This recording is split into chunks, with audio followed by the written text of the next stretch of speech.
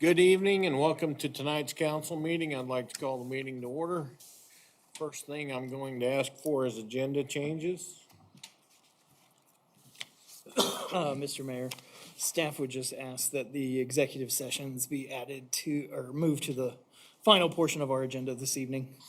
As we anticipate, we'll need some longer timeframes for both of those. So we'll just go ahead and give reports before that. Sounds good to me. Council, any problems with that? Nope. We will move them to the end of the agenda then.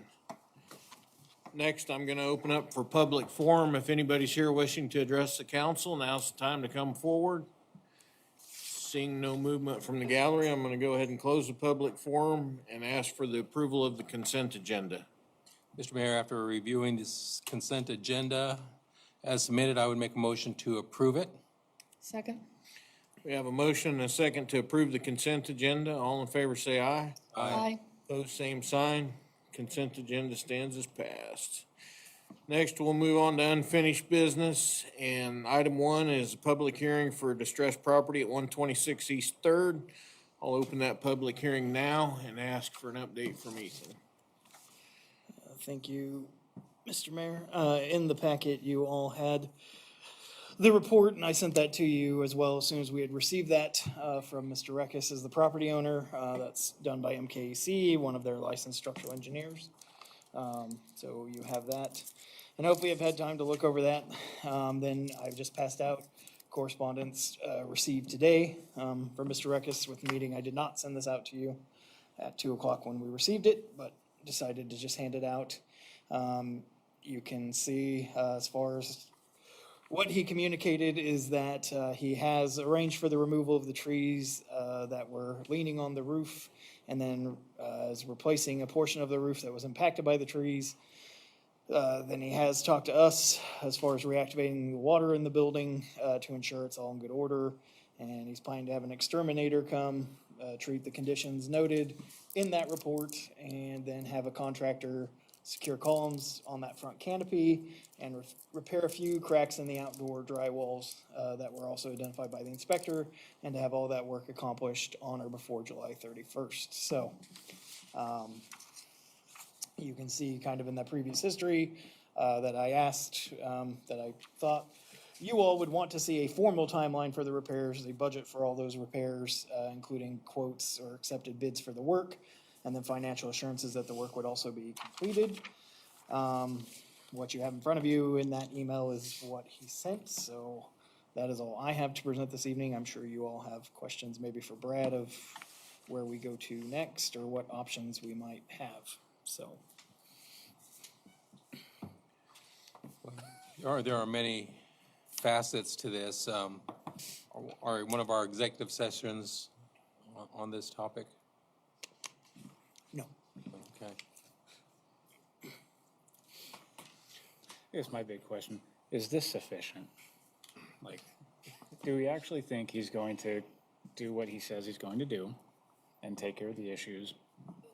Like, that's kind of what I keep going back to in my mind. Brad, do you have any advice for us here? Well, your options are, across the spectrum.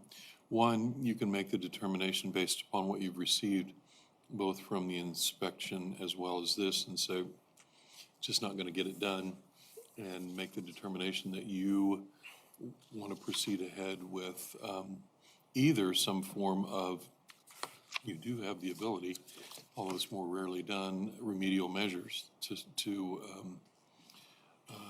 either remediate the problem or at least stabilize it. Or you can say, no, none of that's good enough, and we really feel like the thing needs to come down, and make that determination. That's kind of the extreme on that one end of the spectrum. The other is to take all of this, recognize it in the form of the minutes tonight, and indicate that's insufficient for what we asked for. We do have the report. We acknowledge that. We did receive what you did send as of this afternoon, but it doesn't include all of those elements, as Brody was just saying as well, with the appropriate assurances, timelines,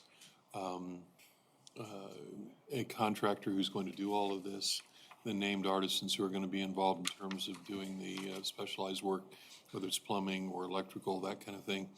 and specify a very specific punch list that you would expect to receive. And ask that that be provided to you within 2 weeks or whatever, you know, you think is appropriate. And then adjourn your hearing to that date one more time, if you'd like to go that far. But that's kind of the options you have, and it kind of runs the gamut of what you can do. As you mentioned, the punch list, he's got an engineering firm that has established some issues. And at this point, there needs to be a document, a scope of work Yeah. dictated so that a contractor can follow it accurately. Not would just, agree. this door needs to be fixed, you know, or an entire list, a punch list, like you said, needs to be developed and submitted. And a timeline, a realistic timeline. I mean, if somebody were really going to go into business and breathe some life into this structure, you could probably do it in 6 months. So we need to see something like that. We need to see a real timeline, an aggressive timeline, I would like to say. And a contractor who at least serves as your general, Yes. who's going to go ahead and have the budget and can indicate to you, I'm not going to name who I'll use as the electrician or the plumber, but there are those with whom I work who can do this, but I've looked at their potential schedules as well. It's not terribly realistic, I don't think, based on what I'm dealing with myself in the area on several structures, to get these guys in on that short a time frame. Most of them are out 2, 3, 4 months, if you're lucky, on a limited scope job. And that's hard to find, even to get somebody who will do it in that time frame. So having it done by the 31st of July, maybe, I guess, if he pays them enough, they drop everything else they're doing and do it. But I don't think that's the normal scope of how he likes to handle that stuff. I just think it's what you've gotten here isn't enough for you to be able to be assured of delivery of service. Well, the report said, you know, he could only inspect what he had access to. So you get a contractor in there, there's gonna be more stuff. Yeah, it's latent, and we all know that. Yeah. Generally, anytime you're working on something that's already pre-existing, you take out a wall and you immediately see what else needs to be done, and Yeah. there's always more. I've got so much I'd like to say. I'm not hesitating, Understand. but there's just so much that takes so long. I think we need to, at some point, have another executive session. Maybe we just start developing a list, so to speak. He's got mold remediation he needs to take care of. He's got, I know there's a lot of rotted wood in there. It just goes on and on and on. But how much more, I mean, how many more, lifelines do we hand him, though? I mean, I feel like we've been fairly generous towards him with the process so far. I mean, we started this, in December? And extended it several times. How much longer did we push this out? I mean, to me, I think there's a reasonable argument to just take care of the structure, to raise the structure. And I think Brad's probably right that I won't July dispute that. 31st is Yeah. not, it's not gonna be done by then. No. No No, way. I won't dispute that, Brody. I'll actually agree with And you. I agree with what you said, that once you start digging into it, we're gonna find more. Or stuff. And has he ever met a deadline? No. I mean, never. I agree with Brody. I think he's wasting all of our time.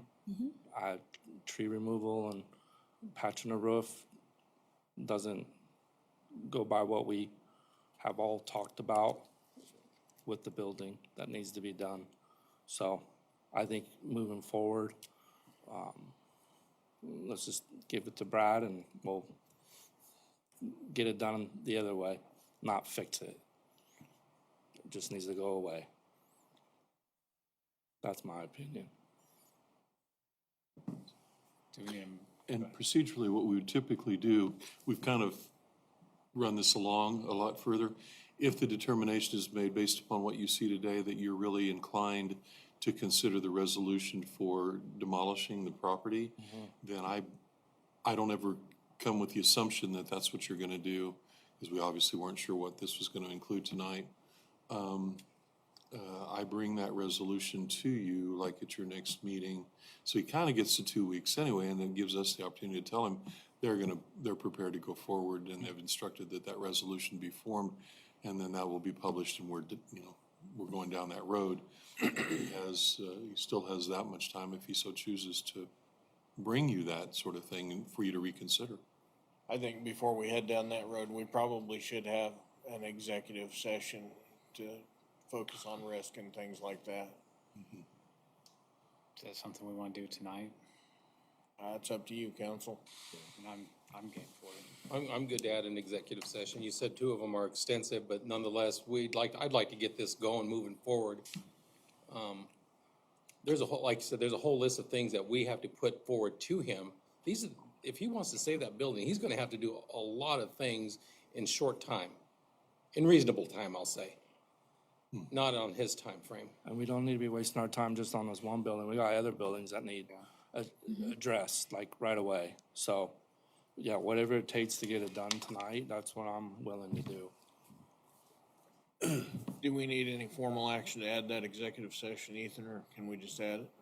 We can add it when the time comes on the agenda. I mean, just go into motion, or get a motion to go into exec session. On the others, we can get a So- different form. As far as this public hearing, we just need to continue it? Should we have Yeah. Brad draft a resolution? Well- Or start working on it? I believe we actually already passed the resolution for raising the structure, and actually that was, I think we did, didn't we? yeah, that was, and he had until, March 13th to either have the formal structural engineer evaluation of the property or for the property to be raised no later than March 13th. And then council authorized staff to seek bids for March 13th, and that's when we, ran into the issue Forgot about that. We did. that we can't get into the building, and so we can't get formal bids from any demolition company. They won't give formal bids until they can get in and see, or the city can provide them with mold and asbestos reporting, which we have to have access to the building. To get. And then we kind of got into this. We're gonna have- And then in the meantime, when we were doing that, then he reached out and said, hey, I'll have a guy there by late May, and you all said, okay, well, June 12th, there better be something in our hands. Yep. We didn't publish that resolution yet, did we? We did, I think. Well, never mind then, we've gone a lot further than I thought we did. Yeah, that was. So, but we can do some double checking and discuss that. Okay. But yeah, for tonight, or for purposes, I'd say just continue it at least to the next meeting. Mr. Mayor, I'd make a motion to continue the distressed property at 126 East Third till next council meeting. Second. Have the motion and the second to continue this public hearing on the property at 126 East Third to the next council meeting. All in favor, say aye. Aye. Aye. Opposed, same sign. That meeting will be continued. Next, under unfinished business is ordinance number 1330, code enforcement updates. Either Ethan or Brad might want to weigh in on what we've updated there. This, we're seeking, to authorize the PD to move forward, particularly, with replacing some things that were currently only handled via, letter and response, to allow the police department to use their summons power to municipal court. I'll turn it over for Brad for now. Staff do still have a few questions, on this and whether we need some additional changes, but we can cover those after Brad and council can discuss. What I did was try to utilize this as a template for all purposes. Historically, it has been administrative in nature, and we're converting it more to be municipal court. And I don't want to call it criminal, but within that general category, something that falls within the purview of municipal court primarily, or at least initially, if the police department so chooses. Some cities have a public officer. We've used that process in the past as well. At this point, the PD are charged or tasked with the duty on these nuisance issues to go ahead and cite. I left in place the ability, because we've made this comprehensive, to cover trash or vermin or weeds or vehicles or anything that's listed in 8201 that needs to be remediated. So it isn't just weeds. This is to cover everything. So I did leave the ability in certain circumstances for the owner of the premises to request a hearing before this body if they so choose. However, if they follow the normal process, it's been expedited and cleaned up so that police go ahead and cite in 10 days. They have the power to extend the 10 days if good cause is shown or good faith efforts are being made. But once the time is exhausted, they can immediately file it with municipal court. There isn't any further need for it to come before this body for that purpose. And then what is accruing, and I changed that, that's one of the reasons I handed it out again tonight. It was $100 in terms of a maximum fine, now it's $200. Bear in mind that's per day. So that if the judge or the city makes an advocacy request or the judge decides it's so egregious that it needs to be, that can be tacked on per day, and that can add up to a lot of money very quickly. So I made that change. I also made the change that public officer throughout all of this. Before, there was always an administrative person who served in that role, and then it wasn't the police department. Now I've just simply said that's the designate of the city, so it's the police department or anyone else designated. So in the future, if we went back to it and the chief or someone said, you know, we don't have time for this, we need to have you get somebody else who does this all the time, you have the ability to do that without changing your ordinance. Beyond that, I think what I did was just uniform it up so that that process could be utilized in every instance where we have a blight or unsanitary condition concern throughout. So that's what's in place now. And I don't know what other questions Ethan or the chief have, but it's kind of what the attempt was in terms of how we put this together. So the intent is to review this and come back next, I don't know if Ethan, whatever other questions there are, I didn't know what else. Yeah, just some that came to mind. I mean, so specifically, like Article 2 is health nuisances, but 2A is actually the environmental code. 3 is junked motor vehicles, so I didn't know, like, do we need to go through those, because weeds is Article 4 of Chapter 8 as well. Yeah. To make those same things, otherwise it's almost like you have weeds under Section 2, but you're also gonna have a whole different weed setup under Section 4. So it was, one, making sure, I guess, do we need to go through all of Chapter 8 and look at anything that's potentially code-related to make similar changes in all those sections comprehensively? Yes, and the short form answer to that part of the question, I think, is that's correct. What I did here, because this leads the process, it covers that entire chapter. However, it's not clear. When you look at that, and I wanted to make sure this was okay first, then I would probably go in and amend those other various ordinances on those particular issues, referencing that it all goes back to this procedure, so that there isn't any question that we intended for everything to be covered by this blanket process. But the answer to that question is yes, I think it does need to be covered that way. And then, Josh, I didn't know if you want to address some of your concerns as far as, we particular, I mean, obviously this is a governing body and policy decision, but I know we have some concerns about, like, the hearing. If you're giving someone a court summons, which then puts it in the purview of the municipal judge, but then they can ask for a hearing in front of the governing body, and then now you have an interplay of two separate entities almost, each with unilateral authority. Yep, and what I did, and actually it wouldn't, it's not so much unilateral, it depends upon what type of blight it is. This is to cover everything, no longer just weeds or junk vehicles, where I would have been completely comfortable just saying it's all going to municipal court and it never comes here. As I said, I tried to do all things for all people, and that always doesn't work out perfectly. But the intent was, they've got that 10 days, they either initiate some form of remediation, or they make their request here if they want to. If they don't do that, it's over. At that point, it all goes straight through the system with the citation, goes to municipal court. There is no other opportunity to come before you. So it's kind of a hybrid in that regard.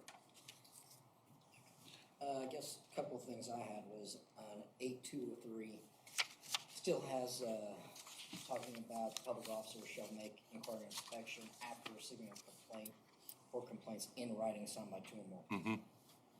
So the way I'm understanding that, we won't initiate anything unless we get two complaints? No.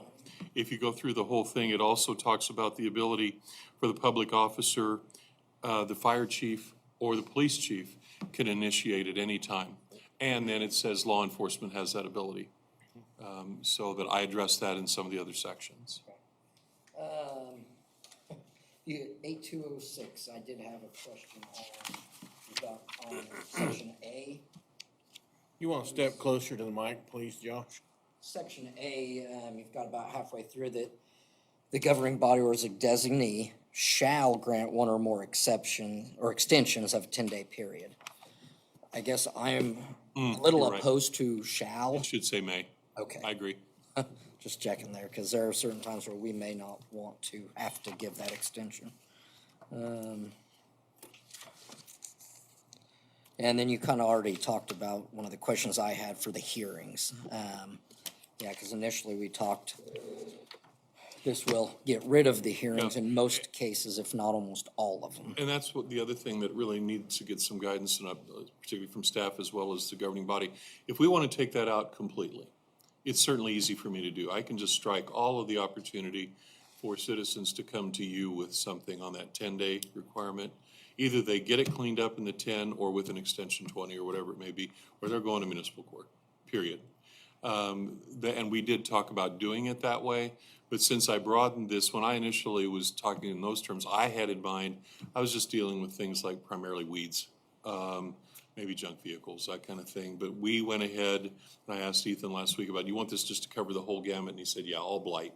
When we get to that, you might get into some things where people have, I don't know, different kinds of things that they are keeping outside for longer than they should, but that have some purpose. They are, I don't know, it's somebody who turns a bunch of metal into art, or they, have old furniture, stacked around with covers on it that they're rebuilding and they don't have enough room in their garage anymore, and they think it's worth something.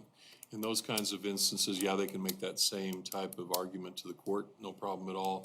But oftentimes they're much more comfortable with those sorts of things coming before the governing body and saying, this isn't anything criminal. I just have a bunch of stuff out there for a period of time, and I'd like for you all who have been elected to this position to set the standard, not a judge. That's part of the way all this stuff started out years ago anyway, and that's why there was the ability for it to come before you. But I don't have any heartburn if we want to take it all and just put it before a judge. Are there any communities that you know of that are doing as you have outlined here? here? 3 of them that I just did it with because all of them have the same concerns we do. It's been going on for a while, and they're tired of it too, where it just goes on and on and on. So what they wanted to do was develop some type of a similar approach to at least allow for the police to just plow ahead. Has anybody been using this for an extended period of time? Extended to us seeing it? in the ones that I represent, if you define extended as a year or more, yeah, a couple of them. Is it working? Yeah, so far so good. I mean, you can always argue that it would be a lot simpler, and oftentimes that's what staff will tell you. It'd be a lot simpler if you just let us run it through municipal court, and we don't even have the dichotomy that can exist between what a judge would do versus what the governing body may choose to do in a given circumstance. Yep. So I wouldn't argue too zealously that any of it has to be in here for you guys to see it. Because- I can just shift it. Yeah, because if they come here, then we have to side with pretty much everyone else. Like if they have a fine for a refrigerator, and we say, oh, no, it's okay, then that goes for all of the other ones. So, In yeah, order for you to be equitable in your approach, yes. right. Well, and that's just, as far as the logistics of how it's handled, very much, it'd be a public hearing, like in this setting. Yep. So you're talking to a resident at the podium in an open meeting. You don't get to go behind closed doors for this. Yeah. You're It is a public literally, doing this as a public hearing just in case anyone has issue there of your comments are all on the record, their comments are all on the record. And to Derek's point, there is. By approving this, we're establishing our point of view as a council. So really, I think it would be more expeditious if they didn't have to come before us. I wouldn't argue that at all. It'd be I mean, more if it- expeditious, and we've already given our opinion by approving this. Yep. The only thing that I kind of question is 8204. If you're talking prior to due process, I could see a fight there. And rightfully so. This has been, for probably the last 30 or 40 years, there was always this presumption that anyone checking environmental codes or any kind of structural codes had the right to access. That is no longer believed to be correct. And I still have it here, but I'm not crazy about it in some ways. There are some instances where we are allowed. If there is an inherent risk to public health, safety, or welfare, yeah, that is an exception the courts have carved out. But if it just looks like, well, it's not falling down, it's not like an attractive nuisance, it's not that kind of an issue, I tell every one of these people, do not step onto the property. Well, and here's the other thing that I see, is because this can be initiated by a couple of complaints, you're damn near setting yourself up for a swatting incident. I think that's probably my larger concern with this, is that we're criminalizing something that doesn't feel like it needs to be a criminal matter. And I wonder if at some level this puts our police officers in a not great position from like a public perspective type thing. I mean, to me, it seems like these need to be two separate things, and as inconvenient as it is, I have some heart with that one. And I don't know, Josh, if you want to weigh in on that too, or. And that's exactly, like trying to be all things to all people with this, you struggle a bit. We also run into the problem then, if we're going to differentiate because of that concern, and it's an invalid one, then you almost still do need to carve out a separate environmental control officer that we've kind of not had for some time in this city. And so that becomes impactful as to, okay, you turn it over to these guys, well, wait a minute, we're gonna write citations. That's what we're here to do if there's a problem, not to okay, how do we help you get this cleaned up, or, that kind of thing. And so that's become structural. How do we want to do that, or do we have somebody that we want to serve in that role, whose sole purpose is environmental types of inspections to enforce this, to deal with this? Well, and I'll remind you, as council members, if we do put this in force and we find a piece of it that don't work, we can always bring it back to the table and modify it.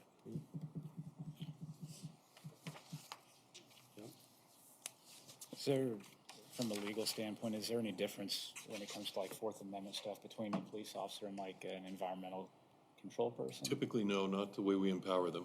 Okay. But the Fourth Amendment applies equally well to them as a barrier to going on the premises, like we were talking about a little bit ago. That opinion has really shifted. You go to the league and ask them, hey, what do you think? Can we go climbing on somebody's property because we really can't see from the front, side, or back? And the answer generally is no, not without a court order. And I agree with that. I've just had too many instances already where people challenged the unlawful entry. Yeah. So, Well, do you have enough consensus or idea of what we're looking to maybe strike and to keep or to change? I guess the basic question I have, which gets back to Ethan's, do we want to get rid of the administrative function in this thing and make it exclusively law enforcement straight to a court? At least the due process element of it is going to inherently have to be observed, and I can deal with this right of entry thing. So this would, if you wrote a ticket for an incident on someone's property, it cannot be reversed until the judge says, okay, we're not gonna do this, or we are going to do this. The way it is now, that you're giving your police department, the way this is written, Yeah. you're giving your police department some discretion as the designee. If you write them, you write them a citation for tall grass. Within 10 days, they get it all mowed down, it's appropriate. There's no necessity then to take it and do the citation in that kind of an instance. So we don't go any further with it than that. So like you're asking, does it go to a judge and nothing happens till the judge rules? No, that would mean they have to still do the citation, and then we'd have to come in and announce, no, they took care of it within the 10 days. So they'll only get the citation after the 10 days if they didn't take care of it. Well, that's- If we, Depends on what it is. yeah, and that's the problem. When we're dealing with overall blight, it kind of depends on what we're dealing with. For grass, we have to send that letter, give them the 10 days. After the 10 days, Then we do the citation. junk, and the last one we did, we just issued a citation right away. Yep. And then they had a court date to come, speak to the judge, let them know if it's cleaned up, not cleaned up, and move from there. And as a pragmatic approach to that, we're not hammering people when they come in. If they are showing good faith, or that they needed some time to get a truck and get it all hauled off or whatever, Actually, we probably give some of them too much time editorially. But we've been pretty reasonable about how we've handled that as well. Well, Brad, correct me if I'm wrong, but the police department would still have some administrative, function here, like, or discretion, I guess, for lack of a better term. Warning. Like, with a junk, similar to when someone gets ticketed for lack of insurance, and then they bring in the proof of insurance and the ticket goes away it could be, if they get the citation for junk, but they get it addressed before that court date, would the PD potentially have the option to say, Yes. all right, It's their ticket, or they can simply call me and say, it's been resolved, I don't want to pursue this any further, and then we dismiss it out on that basis, like a fix-it ticket. Okay. Headlights out, you get it fixed before you have to come to court, get rid of it. Saves everyone time. Consistent just to go through the courts then. Okay, that's what I'd rewrite it that way then. Well, I don't think we have the time for it, personally. I think we do need to steer this toward the court. well, and just, other things that historically, had governing body hearings, if you will, like, we changed that in utility billing ordinances of, it used to be if somebody wanted an exception or was asking for an extension, they had to come to the city council and say, we want X, Y, Z. At some point, council in the past said, staff, you can make those determinations. We don't want someone to come to a council meeting and have to lay out their business Right. to the rest of the city. So, but again, it's a policy decision, so we want it to reflect whatever you all want from a policy direction. I I think we're there. we got Okay, enough. we'll take it back to the grindstone. Anybody else have anything they'd like to add before we move on? Well, great. Let's move into new business. First item on new business is resolution number 2023-05-2023. And this is a resolution for our temporary notes for our Main Street work. Now we've got everything approved and ready to go. We have to get some money to do it. Now you got some funding, correct. Mr. Mayor, ladies and gentlemen of the council, Brett Shogren with Stiefel Public Finance out of Wichita. Did everybody get a copy of this and a copy of the resolution? Yes. Numbers? Yes. Okay, perfect. Perfect. At a previous meeting, you adopted a resolution authorizing us to move forward with the sale of GO temporary notes, general obligation temporary notes, for financing of numerous projects throughout the city. Since that meeting, we developed the preliminary official statement. We worked with your staff to develop that, and we sent that to S&P Global for an underlying credit rating. The analyst scheduled a call with myself and with Ethan, and Ethan did a great job representing your city, as I'm sure you are aware. Does a great job. They reaffirmed your AA- credit rating on your long-term bonds that are rated, which is good. That's, as I said at your last meeting, that's an excellent rating. And they assigned an SP1 plus rating on the temporary notes, which is the best rating you can get on the temporary notes. That kind of correlates with the authority to pay off the notes, which is issuing GO bonds once the projects are complete and the assessments are ready to proceed. And it also kind of correlates to what your long-term rating is, which is AA-. So that was an excellent result. We took that and we submitted that to a list of potential bidders. We sent them copies of your audits and other information, financial information about the city for them to make an informed decision on whether or not to purchase the notes. And we opened up the bids today at 10 a.m. and we received 5 bids. We had 6 bidders signed up and we received 5 bids, which is an excellent result, I think. Lots of competition. I'm looking at this kind of bid tab page here. I'll just kind of briefly go through it. We received 5 bids. The 5th best bid, I won't call it a worst bid. I hate saying anybody has worst bid, but the 5th best bid was from Oppenheimer and Company at a true interest cost of about 4.05%. Northland Securities was the 4th best bid at a true interest cost of right at 4%, 3.995. Country Club Bank was third best at 3.98%. Commerce Bank was the cover bid, the second best bid at 3.74%. And the best bid was from Piper Sandler and Company out of Minneapolis, Minnesota, at a true interest cost of 3.519626%, which the spread between the cover bid and the best bid was about 25 basis points. So we're very happy we got that bid, just over 3.5%. They did bid a premium. Basically, they put a 4% coupon on the notes, and they bid with a yield of 3.08%. And the difference, I can't remember if I explained this or not at the last meeting, but the difference between the coupon and the yield generates a premium.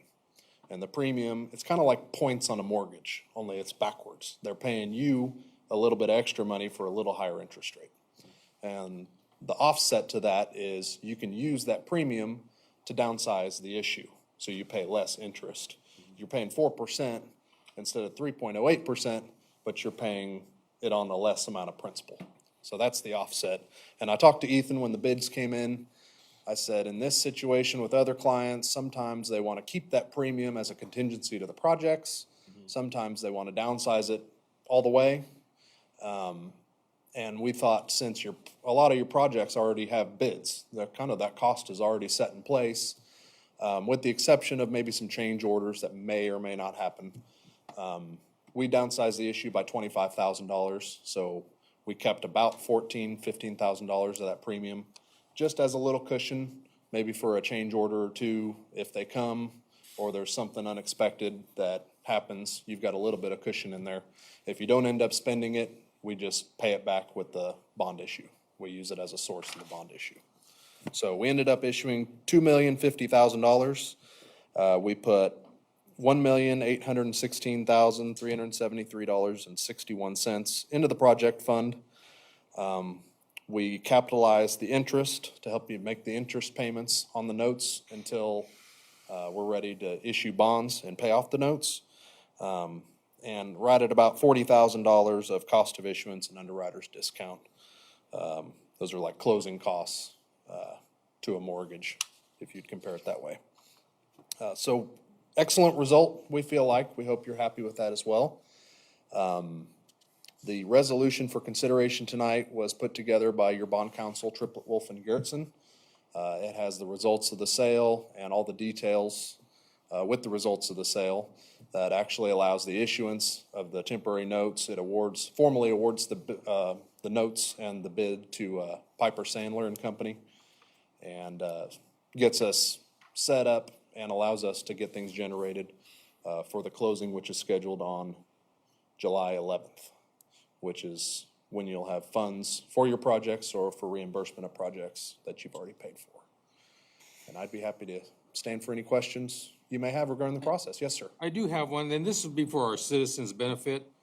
Can you briefly state or explain how we have attained a very good rating, the AA- and the S&P 1+? Sure. Basically, the process consists of a conference call with an analyst, and they also review your audits. They review your budgets, some financial information about the city, and you have very healthy reserves, and that is the most important thing they look at. Do you have a rainy day fund to help make the payments if everybody stops paying their taxes, or you have a decline in your economy, or anything like that? And your staff has done a good job with good reserve levels, and also your assessed valuation has increased in recent years. Even for a small city, you're a relatively small city, and you've had some population growth as well.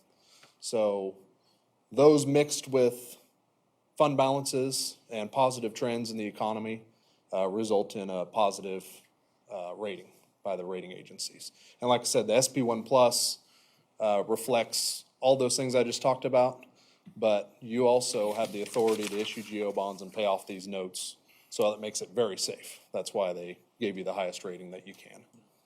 The investors who buy these notes and rely on that as well as your tax base to get their money back whenever you pay off the notes. This is what I want our citizens to hear. Yeah. Thank you.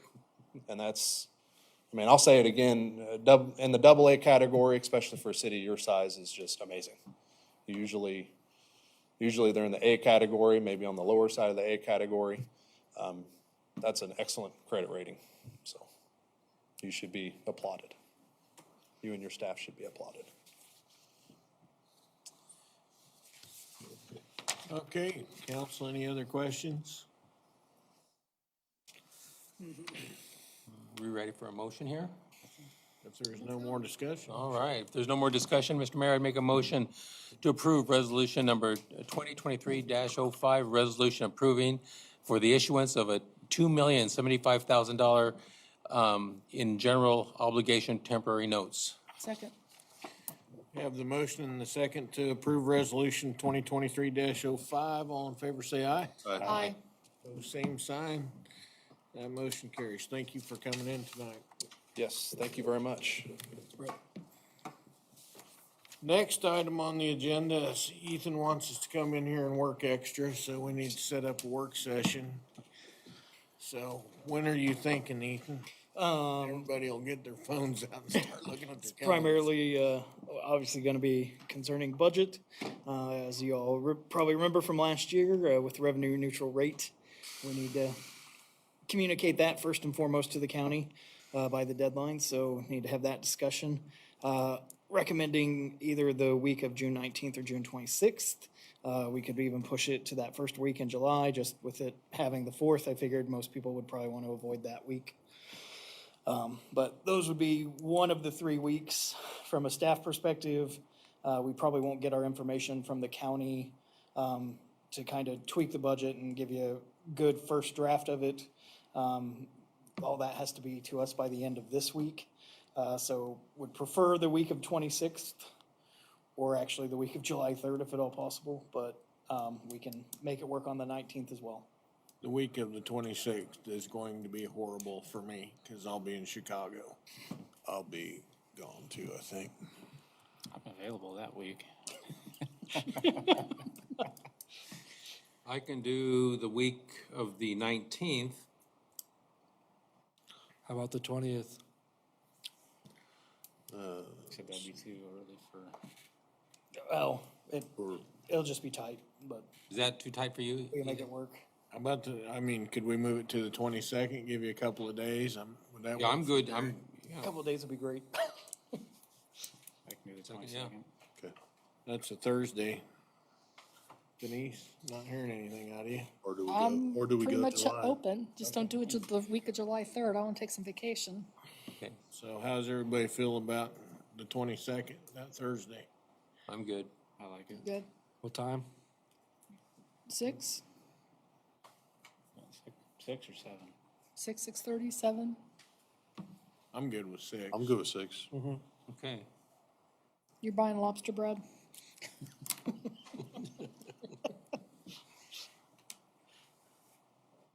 I think he calls them crawdads. That's not lobster. They look the same. Do we need a motion on that? Yes, please. Yeah, we'll need a motion to set that. So, Mr. Mayor, I'd move that we schedule a city council work session on June 22nd at 6 PM. Second. Have a motion and a second to set our work session for June 22nd at 6 PM. All in favor, say aye. Aye. Pose same sign. That work session is set. Well, we've moved the executive sessions to the end of tonight's agenda, so we'll move into the report section next. And I'll start with governing body comments, and tonight I'll start with you, Derek. No comments. Josh, Nope. George, I have nothing. Denise, Got nothing. Brody, you can do something. I can come up with something for you, Mr. Mayor. No, I'd just express appreciation to all the city staff and all the past councils who have put us in such solid financial footing. That's, like Brett was saying, it's fantastic that we can do the things we can do and get the bonds that we can because of the decisions that were made, then. So a lot of appreciation for everyone involved in the past. All right, I don't think I can do any better than that, so we'll move on to the city manager for his report. Thank you. Just some highlights, and I will send that formal report to you all following the meeting. Repair work on the Industrial Park Rail Spur has been completed. Work on the Ninth and Walnut reconstruction project has begun. Had obviously some unfortunate rain delays.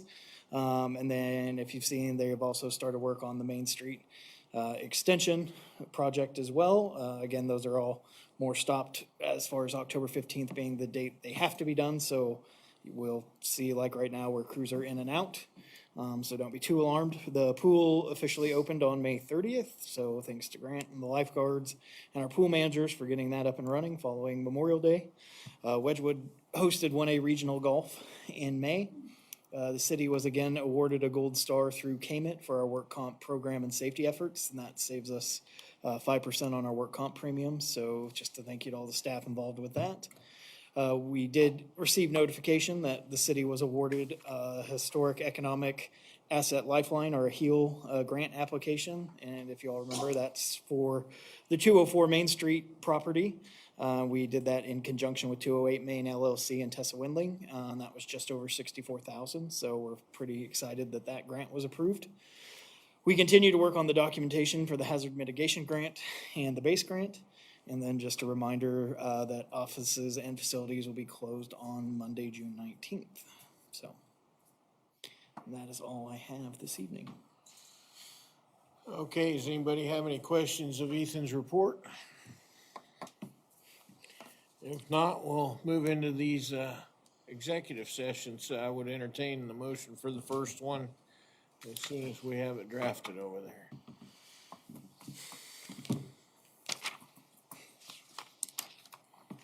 Mr. Mayor, I move that the Halstead City Council recess into executive session to discuss contract terms and negotiations pursuant to the consultation with an attorney on matters that would be deemed privileged in the attorney-client relationship, exception KSA 754319B2, and ask that in addition to the governing body, the following persons join the governing body in executive session: the city manager and city attorney.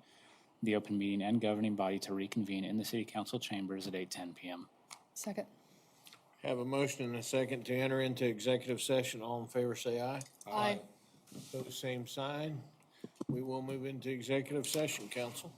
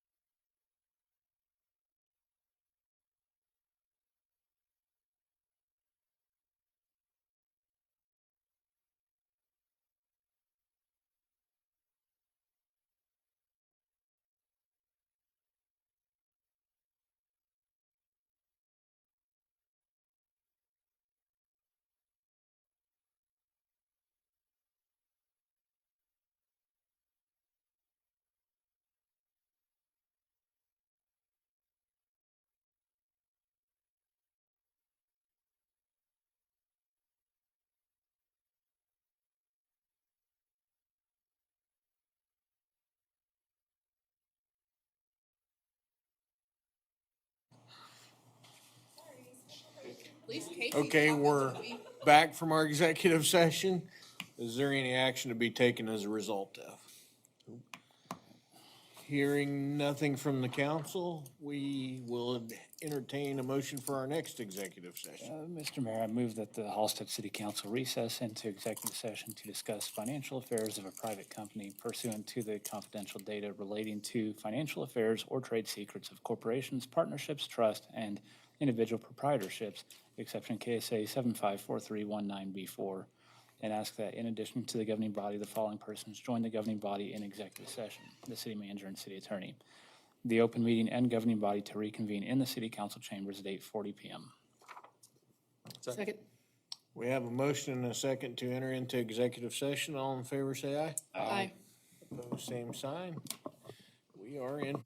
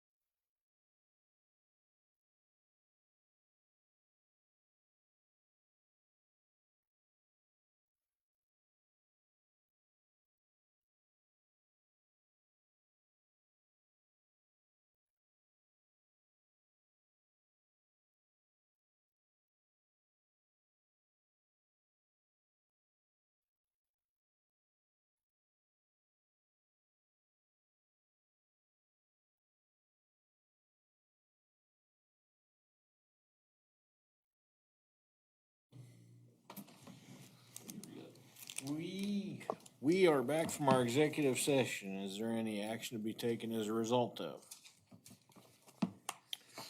Hearing nothing from the council, I would entertain a motion for our next executive session.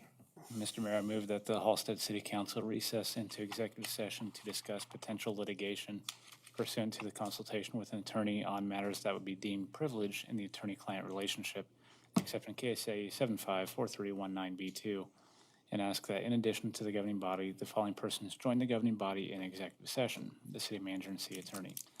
The open meeting and governing body to reconvene in the city council chambers at 9:10 p.m. We have a motion and a second to enter into executive session. All in favor, say aye. Aye. Pose same sign. We want to go back to our room, council.